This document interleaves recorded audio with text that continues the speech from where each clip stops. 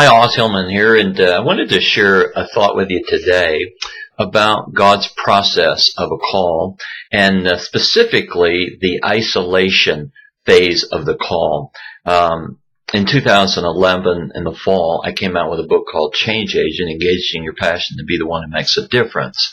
And in that, I talk about 6 stages that God uses to raise up His change agents. Now, one of those stages is one that I discovered that was common to every leader, and that was the isolation stage. I think of David, who was thrust into the cave of Adullam. Here at the point of his career, he's thinking, he's done his job well. I mean, that he's being persecuted by his boss, Saul, because he's done his job too well, and he's drawn favor from the people. And so he has to flee. And as a result, he has to fake madness before the king of Gath, who was the king for Goliath.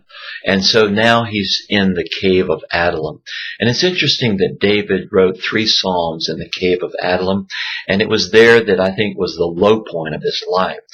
Sometimes we get to that place, don't we, where we say, how did life get to this place? I thought I did all the right things. And of course, David thought that. He did all the right things. He was very successful at what he was doing. And yet he found himself as if he had failed.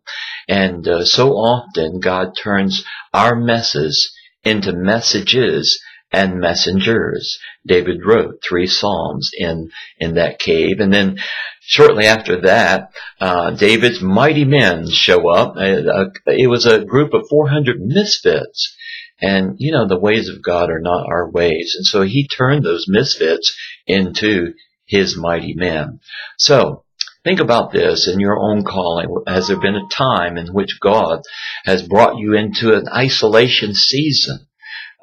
In that isolation season, He may be fulfilling Isaiah 45:3 that says, I brought you into a place of secret places to help you discover secret things about God, and in order that you might know Him better.